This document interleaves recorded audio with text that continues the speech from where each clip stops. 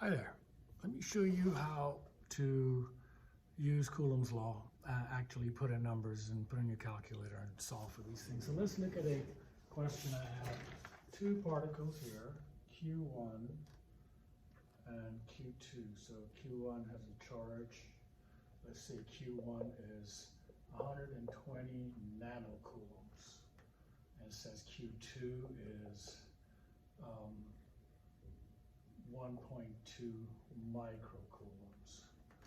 And they say the distance between them is 120 millimeters.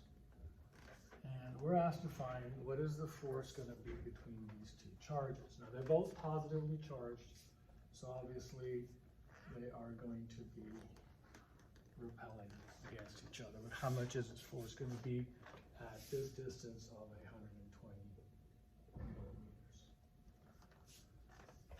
And so we put it into our equation. This is the Coulomb's law, F equals K, Q1, Q2 over R squared. This is the equation we're going to use over and over again. Remember, K is a constant. K equals 9 times 10 to the 9.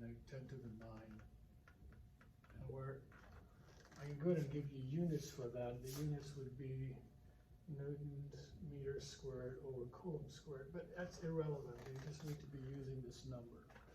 The K has these units so that the force comes out nice and neat in newtons. Okay, so plugging this in, we go ahead and put it all in our calculator, or at least I'll write it down. So we have 9 times 10 to the 9 times nanocoulombs. That's the same as 10 to the negative 9. So anytime you see negative 9, 10, nano, you just replace it with 10 to the negative 9 because nano is 10 to the negative 9. And so we have 120 times 10 to the negative 9 times 1.2,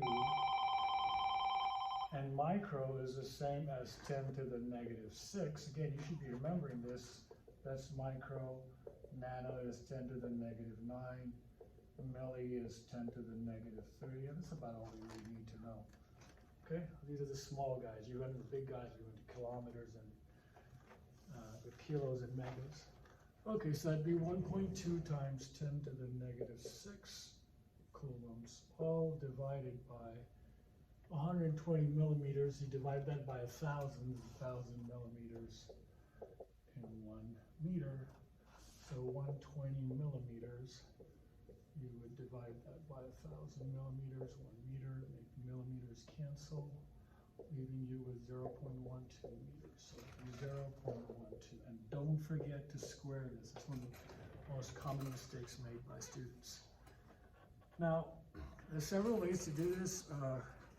To put it into your calculator, let me just show you this really interesting key called the exponential key that's right there.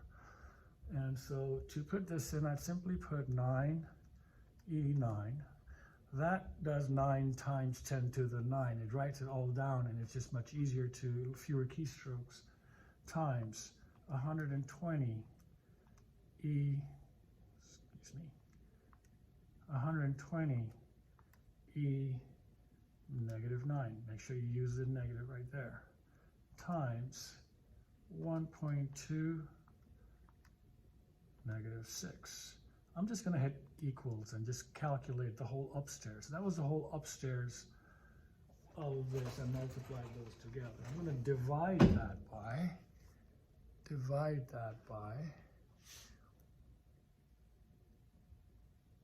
0.12 squared. Oops. Let's go back to 0.12 squared.